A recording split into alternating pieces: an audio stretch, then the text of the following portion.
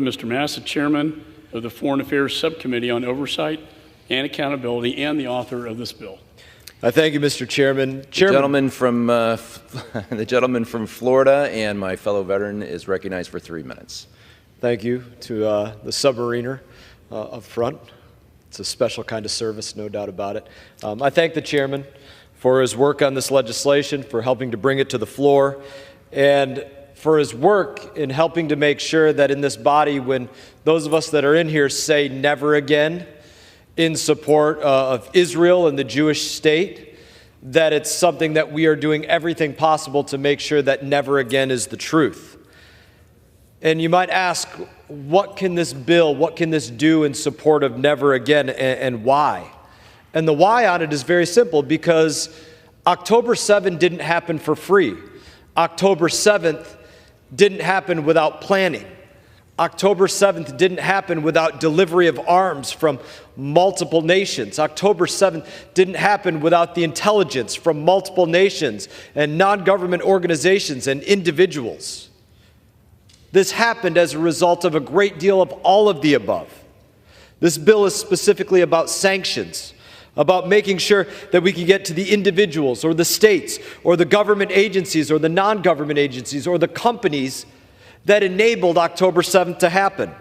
That we cut off the material support, whether that's money or equipment or something that we might label here in Washington as a dual-use item, from making it to the Gaza Strip or the West Bank or into the hands of Hezbollah or somewhere else, from making sure that we cut off the technological support, whether it's intelligence or literally software or hardware or arms of propaganda, whether we're cutting off the financial support, the terror financing, the transactions, those that are engaging with the literal perpetrators of terrorism, doing it by blocking and freezing assets and funds, providing travel restrictions, export restrictions, financial sanctions so that they can't use our banks or financial institutions, and the list goes on. That's the work that has to be done within these walls to make sure that we can say never again. That's the work that we can do in here to make sure that October 7th doesn't happen again, and it's the work that we have to do in passing this bill to make sure that we do everything possible to prevent the kind of terrorism, the barbaric acts that the chairman spoke so eloquently about and so vividly about. So it's in that I ask my colleagues to rise in support of this bill, join us, vote unanimously in support of this bill, and I yield you, Chairman, the remainder of my time. The gentleman from Texas reserves. The gentleman from Illinois My good friend from Florida, Mr. Mast. Thank you, Mr. Chairman. The gentleman is recognized for 3 minutes. I want to address some of the comments that were brought up about the bill and exemptions that do not exist.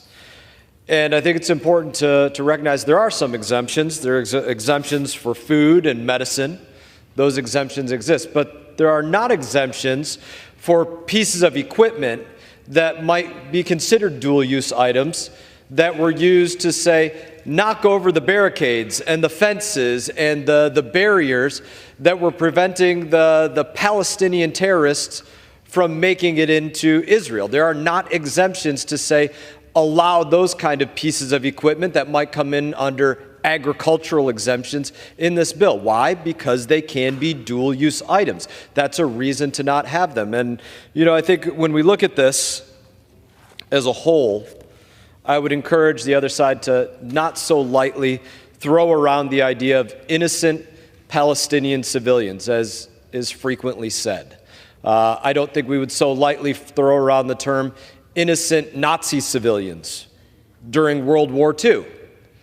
We're going to speak later about a bill related to Palestinian education and the fact that in their schools run by the Palestinian Authority, not Hamas, not Palestinian Islamic Jihad, not Al-Aqsa Martyrs Brigade, not Lion's Den, not any of the other groups, run by the Palestinian Authority, the anti-Semitic teachings that they put within their own schools, right? The list goes on and on of the examples we could give of what somebody might just call a rank-and-file Gazan or a rank-and-file person in the West Bank or just a Palestinian that maybe they don't say falls under that name of Hamas or Palestinian Islamic Jihad, but by any classical definition, would absolutely be considered a terrorist, somebody that in the last couple weeks had been conducting kidnappings, murders, brutality that is nearly unspeakable. So again, as we look at this and what kind of exemptions should and should not exist, I would ask that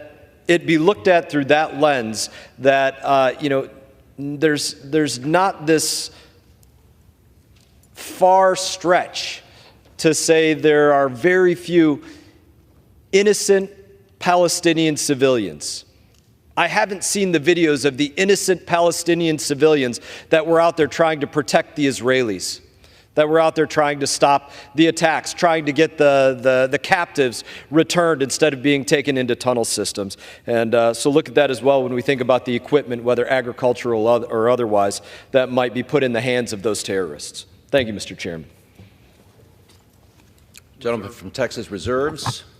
The gentleman from Illinois is recognized.